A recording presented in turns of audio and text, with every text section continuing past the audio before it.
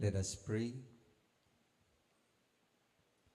Almighty, ever-living God, increase our faith, hope, and charity, and make us love what you command, so that we may merit what you promise. Through our Lord Jesus Christ, your Son, who lives and reigns with you in the unity of the Holy Spirit, one God, forever and ever. Amen. Let us now listen intently to the Word of God. The first reading.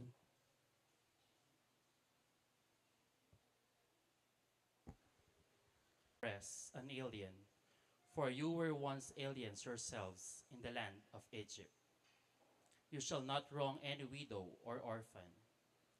If ever you wrong them, and they cry out to me, I will surely hear their cry.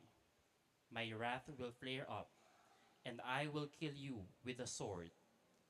Then your own wives will be widows, and your children orphans. If you lend money to one of your poor neighbors among my people, you shall not act like an extortioner toward him by demanding interest to him. If you take your neighbor's cloak as a pledge, you shall return it to him before sunset. For this cloak of his is the only covering he has for his body. What else has he to sleep in? If he cries out to me, I will hear him, for I am compassionate. The word of the Lord. Thanks be to God.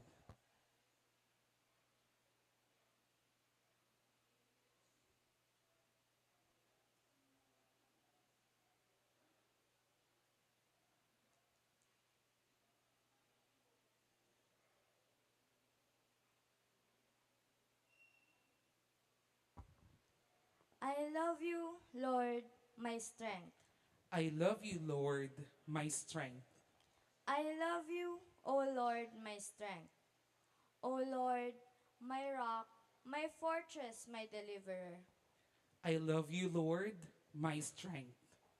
My God, my rock of refuge, my shield, the horn of my salvation, my stronghold. Praise be the Lord, I exclaim, and I am safe from my enemies. I love you, Lord, my strength. The Lord lives, and blessed be my rock. Extolled be God, my Savior. You who gave great victories to your king and showed kindness to your anointed. I love you, Lord, my strength.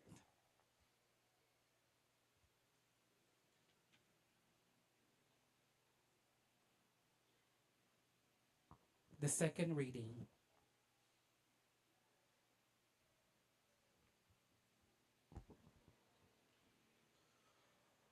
A reading from the first letter of St. Paul to the Thessalonians.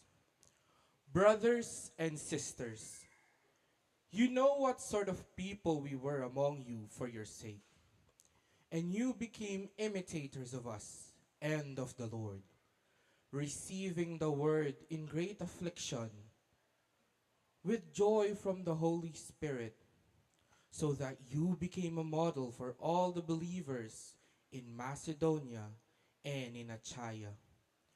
From for you, the word of the Lord has sounded forth not only in Macedonia and in Achaia, but in every place your faith in God has gone forth, so that we have no need to say anything, for they themselves openly declare about us what sort of reception we had among you, and how you turned to God from idols to serve the living and true God, and to await his Son from heaven, whom he raised from the dead, Jesus, who delivers us from the coming wrath. The word of the Lord. Thanks be to God. We now rise to honor the Holy Gospel.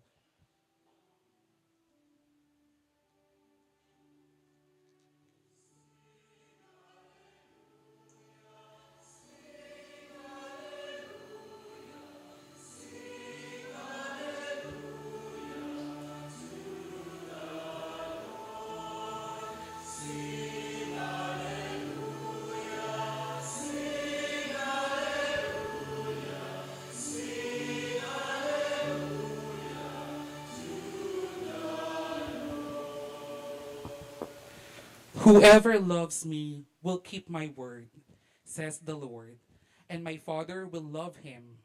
We will come to him.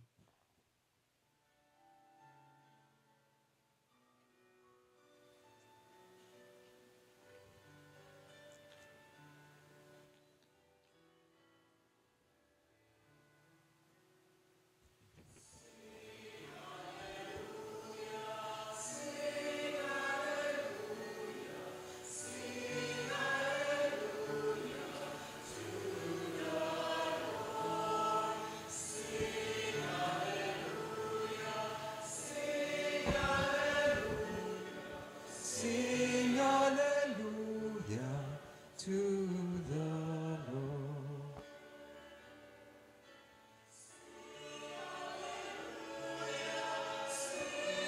Hallelujah.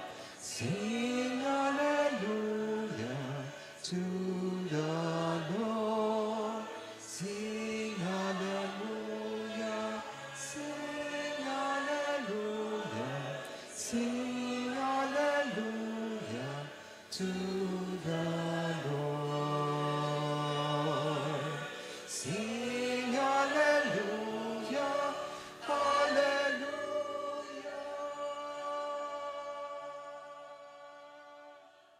The Lord be with you. And with your spirit, A reading from the Holy Gospel according to Matthew. glory to you, O Lord. When the Pharisees heard that Jesus had silenced the Sadducees, they gathered together, and one of them, a scholar of the law, tested him by asking, "Teacher, which commandment in the law is the greatest?" He said to him, "You shall love the Lord your God with all your heart, with all your soul, and with all your mind. This is the greatest and the first commandment. The second is like it. You shall love your neighbor as yourself. The whole law and the prophets depend on these two commandments." This is the gospel of our salvation. Praise to you, Lord Jesus Christ.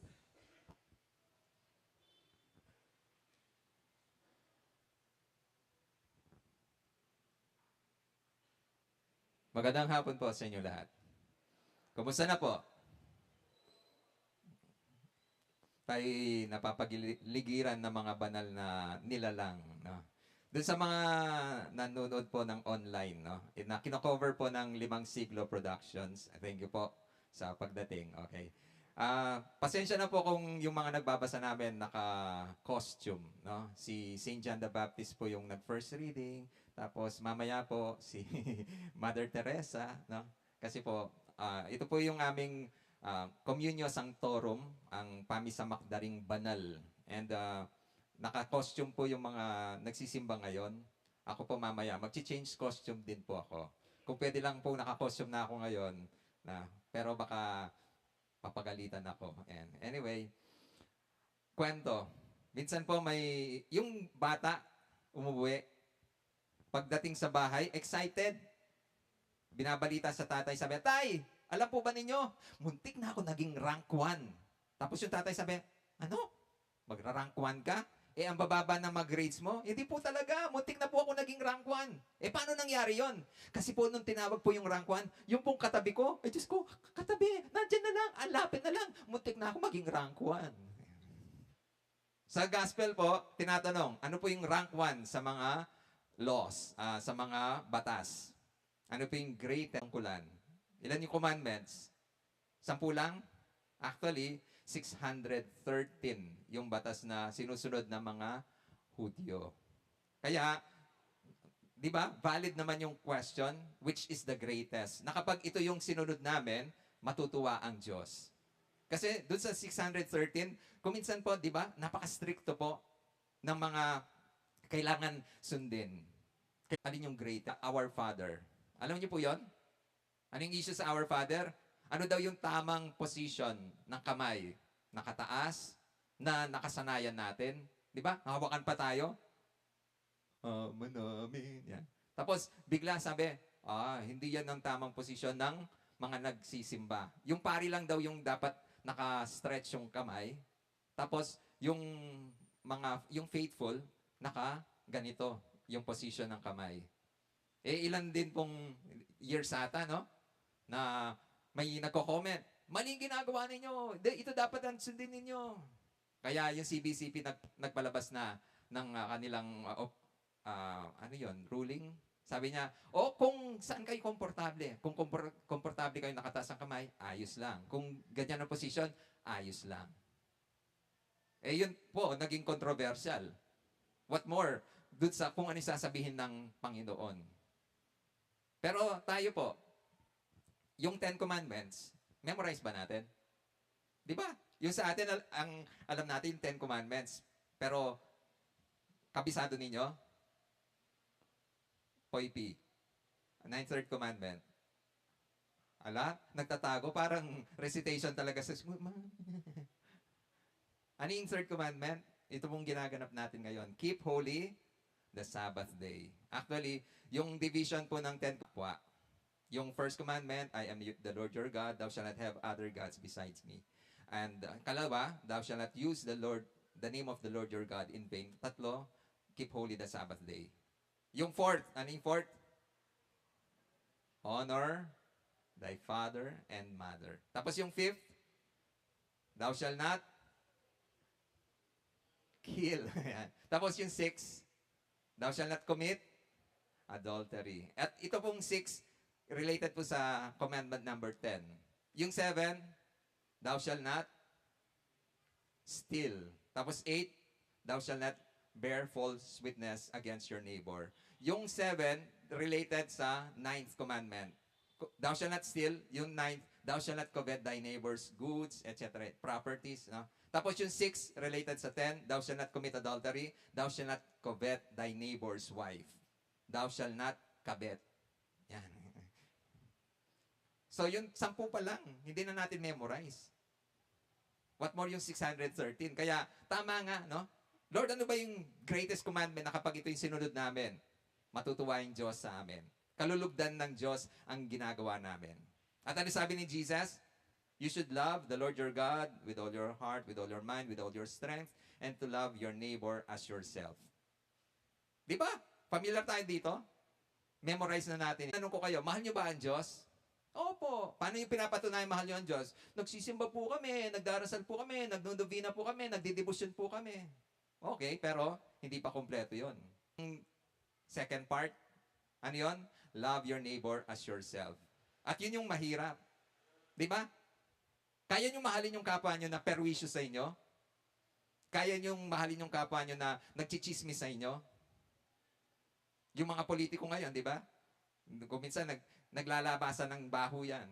Pagkatapos ng eleksyon, kaya mo pa bang mahalin yung katunggali mo? Ewan. Pero, ba't kailangan mahalin yung kapwa? Sa misa po, kapag sinabi kong sumainyo ang Panginoon, ano yung sagot ninyo? Awa kong buwisit? Doon sa anak kong pasaway? Doon sa kapitbahay kong marites? Na hindi nagbabayad ng utang? Opo, nandun ang Diyos. Kaya yun yung kabuuan ng greatest commandment. If you want to love God, you have to love your neighbor. Ang pagmamahal sa kapwa, ang patunay ng pagmamahal sa Diyos. Kaya nga si San Juan, sinabi po niya, ang nagsasabing mahal niya ang Diyos, pero napupuot sa kapwa ay sinungaling.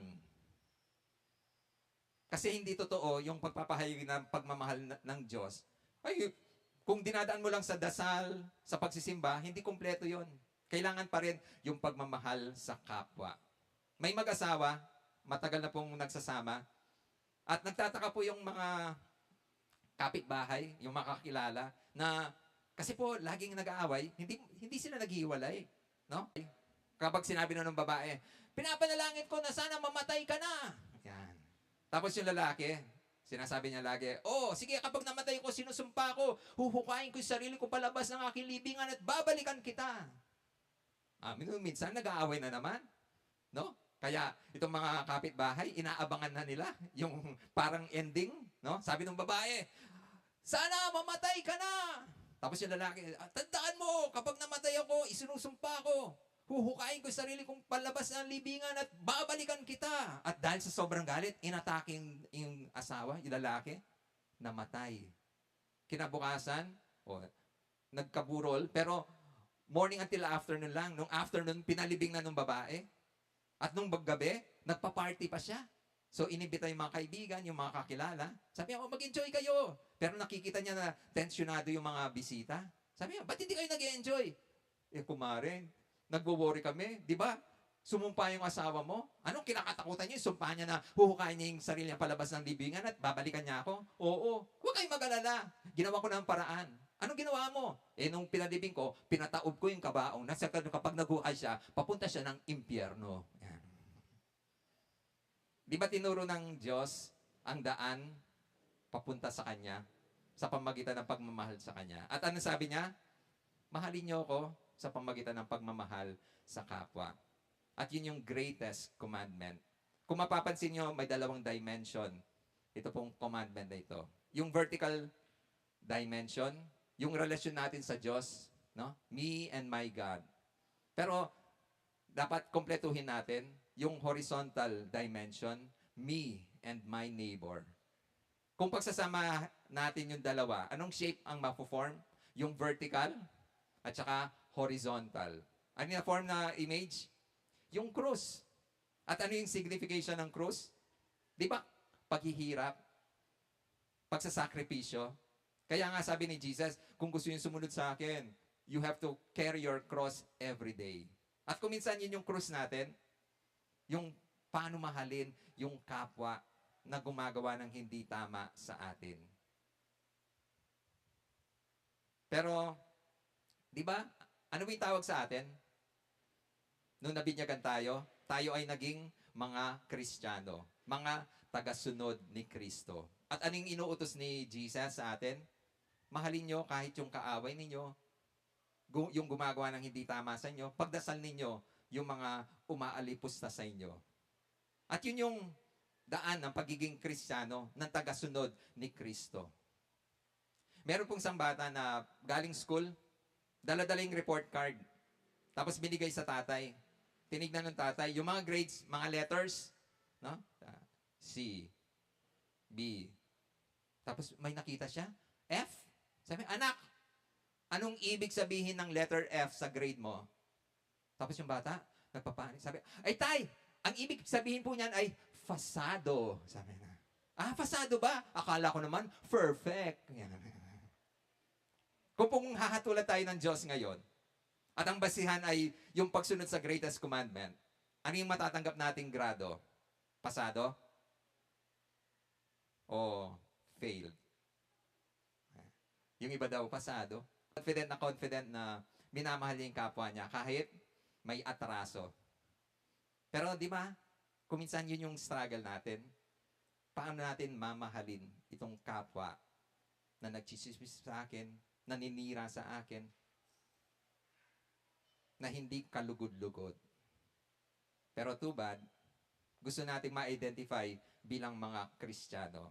At ang sabi ni Jesus, love your enemies, pray for your persecutors, do good to those who do harm to you. Kasi kung hindi nyo sinusunod yon, hindi kayo dapat tawaging mga Kristiyano. Ano dapat ang tawag sa inyo? According kay San Juan, ang itatawag dapat sa inyo ay sinungaling. Sana yun yung ma-realize natin. Sa pagsunod sa Diyos, gusto nating mahalin ang Diyos na hindi natin nakikita. Pero ang sabi niya, ang mas concrete na paraan, mahalin mo ang kapwa mo na nakakasalamuha mo. So, sana, huwag na lang nating i-memorize itong greatest commandment, kundi isabuhay natin. At ano ito? Mahalin ang Diyos sa pamagitan ng pagmamahal sa kapwa. Amen. Please stand, let us profess our faith.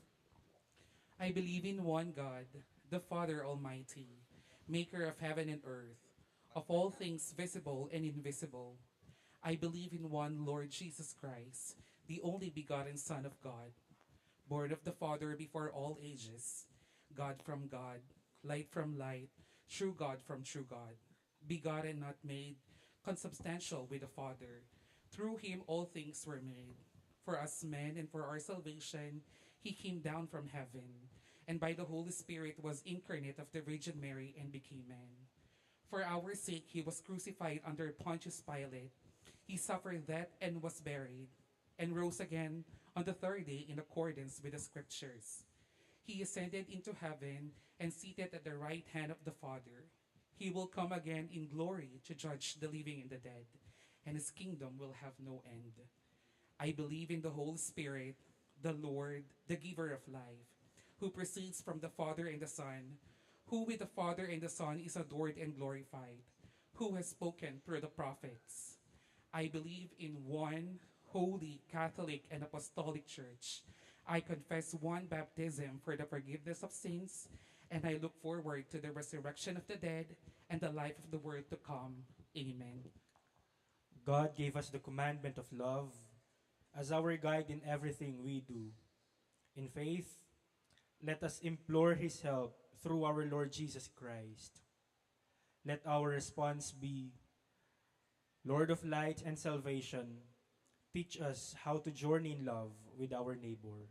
Lord of light and salvation, teach how to journey in love with our neighbor.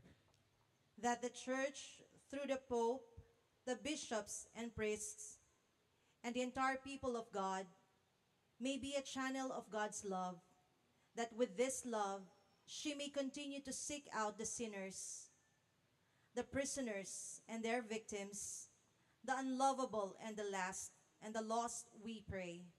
Lord of light and salvation, teach us how to journey in love with our neighbor. That our government leaders and those tasked to implement and execute our laws, from our president, legislators, judicial authorities, and local government officials down to the police and armed forces, may always be aware that their authority is God-given and that they may exercise it with love, tempered with justice, mercy, and respect for the dignity of all, we pray. Lord of light and salvation, teach us to journey in love with our neighbor. That those who have been deprived of love through violence or self-pity may be touched and transformed by God's grace and human kindness, we pray. Lord of light and salvation, teach us how to journey in love with our neighbor. That parents and families may make their homes a heaven of love and nurture children in genuine love and in turn share this love with others, we pray. Lord of light and salvation, teach us how to journey in love with our neighbor.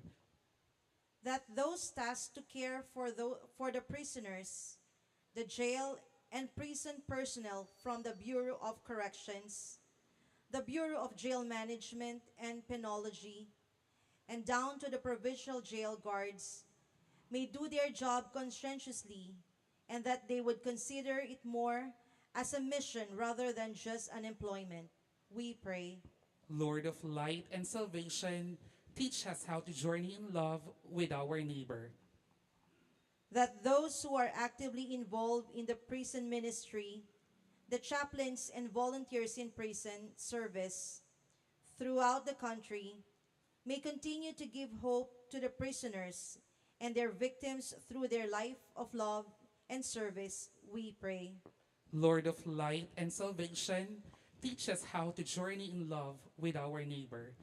Let us pray for our urgent concerns of our community and our personal intentions. We pray. Lord of light and salvation, teach us how to journey in love with our neighbor. Lord, your love gave us life and salvation. Help us to follow your greatest commandment, to love you above all things and love our neighbor as we love ourselves. May we continue to give hope to our fellow humans, especially the prisoners and their victims, through our life of love and service. We ask this through Christ our Lord. Amen.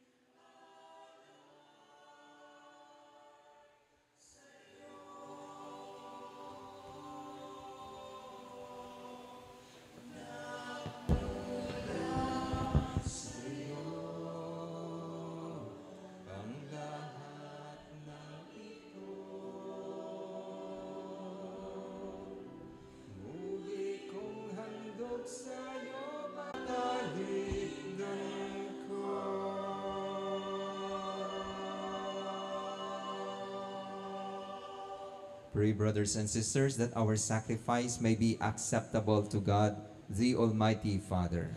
May the Lord accept the sacrifice at your hands for the praise and glory of his name, for our good and the good of his holy church. Look, we pray, O Lord, on the offerings we make to your majesty, that whatever is done by us in your service may be directed above all to your glory, through Christ our Lord. Amen. The Lord be with you. And with your spirit, Lift up your hearts. we lift them up to the Lord. Let us give thanks to the Lord our God. It is right and just. It is truly right and just, our duty and our salvation, always and everywhere to give you thanks, Lord, Holy Father, Almighty and eternal God. For when your children were scattered afar by sin, through the blood of your Son and the power of the Spirit, you gathered them again to yourself, that a people formed as one by the unity of the Trinity, made the body of Christ and the temple of the Holy Spirit, might, to the praise of your manifold wisdom, be manifest as the church. And so, in company with the choirs of angels, we praise you, and with joy we proclaim.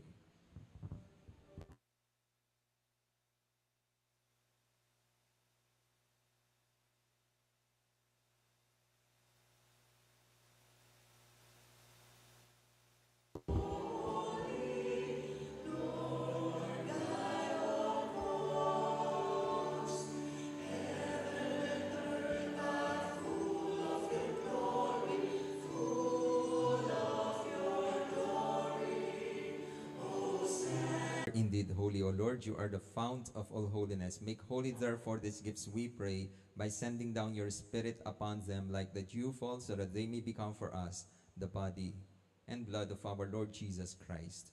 At the time he was betrayed and entered willingly into his passion, he took bread, and giving thanks, he broke it and gave it to his disciples, saying, "Take this, all of you, and eat of it. This is my body, which will be given up for you."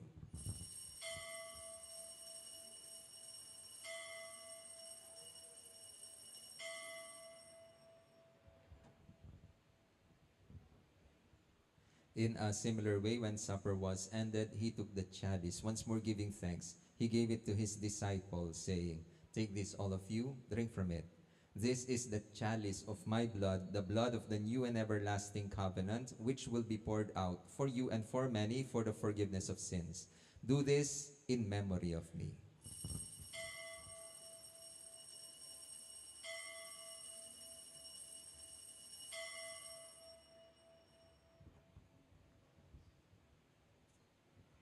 The mystery of faith.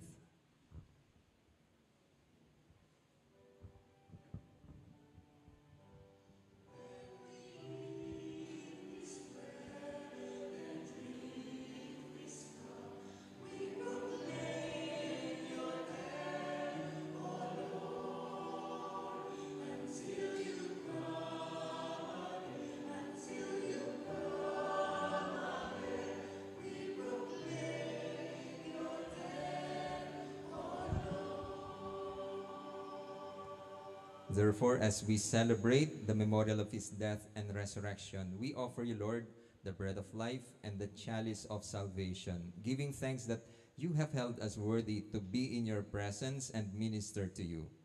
Humbly we pray that, partaking of the body and blood of Christ, we may be gathered into one by the Holy Spirit.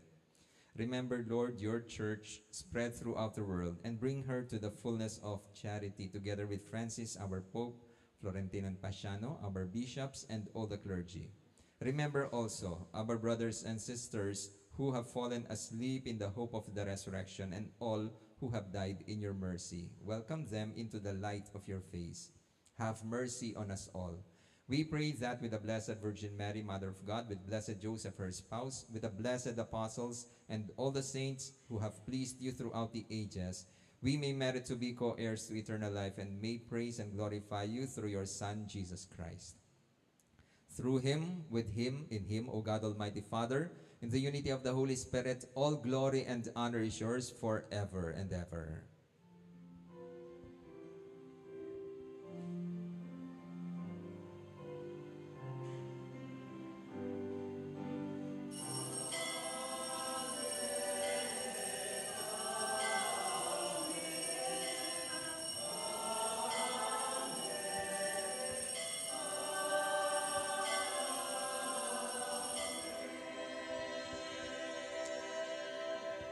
At the Savior's command and formed by divine teaching, we dare to sing.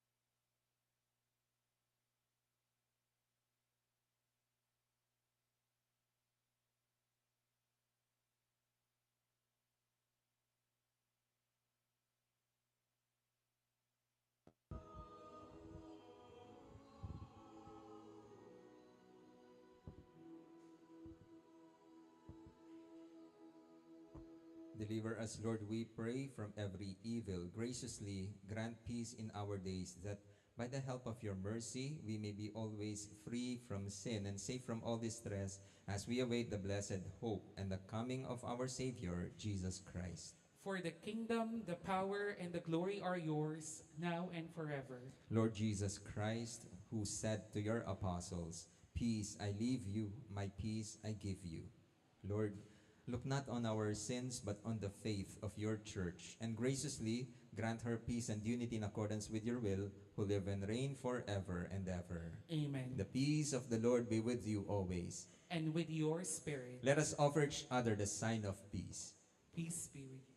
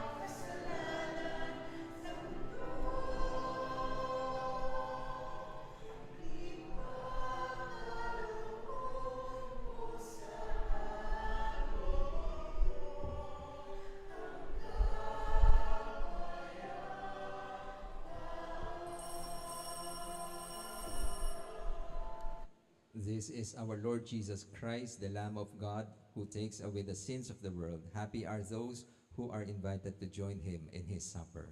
Lord, I am not worthy that you should enter under my roof, but only say the word, and my soul shall be healed.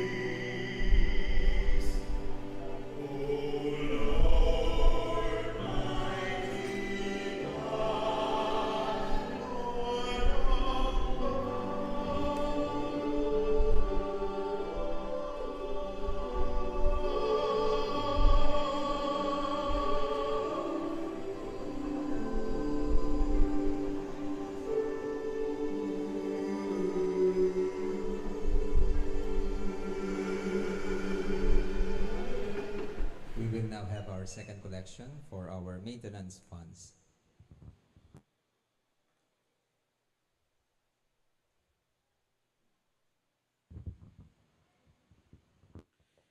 Notifications of marriage bonds. Mr. J. Lopez Lacsina, resident of Lot 2 Forest Park Homes, Barangay Pampang, Angeles City, Pampanga, child of Virgel Bondok Lacsina and Thelma Lucas Lopez, wishes to contract holy matrimony with Miss Jenna Salila Dimalanta, resident of Babo Sacan, Porac, Pampanga, child of Placido Rodriguez Dimalanta and Resi Valencia Salalila, marriage December 2, 2023, place of marriage St. Jude Thaddeus Parish Church. Mr. Tidore Howard, resident of Forest Park Home North, Block 3, Lot 1, Barangay Pampang, Angeles City, Pampanga, child of Theodore Howard and Rena Bell Thomas, wishes to contract matrimony with Miss Mary Jean Yanson Ellis, resident of Forest Park Home North, Block 3, Lot Holy Rosary Parish Church. Mr. Nathaniel Pangan Miguel, resident of 8081 Camagong Street, Marcons, PH 2 Dao, Mabalacat City, child of Edwin Miguel and Rosalina T. Pangan, wishes to contract holy matrimony with Princess May Ann Panlilio Santos, resident of 187 Purok 1, Barangay Pampang, Angeles City, Pampanga, child of Mario D. Santos and Perlita V. Panlilio, marriage November 24, 2023, place of marriage Immaculate Conception Parish. Mr. Pop Jan Silva, resident of 282 Carlota de Leon Street, Barangay Santa Teresita, Angeles City, Pampanga, child of Janet L. Silva, wishes to contract holy matrimony with Miss Annie Rose A. Emiplar, resident of 2822 Carlota de Leon Street, Barangay Santa Teresita, Angeles City, Pampanga, child of Artemio M. Pilar and Nida Apitong, marriage December 14, 2023, place of marriage Immaculate Conception Parish. If you know of any legal impediment or obstacles that would merit their marriage union to being invalidly performed, kindly inform the office secretary or our parish priest. Thank you. Sa November 1 po, ang misa natin ay 6:30 ng umaga. Let us pray. May your sacraments, O Lord, we pray, perfect in us what lies within them, that what we now celebrate in signs, we may one day possess in truth, through Christ our Lord. Amen. The Lord be with you. And with your spirit. May Almighty God bless you, the Father, the Son, and the Holy Spirit. Amen. Our celebration is ended. Go in the peace of Christ. Thanks be to God. Magandang gabi po.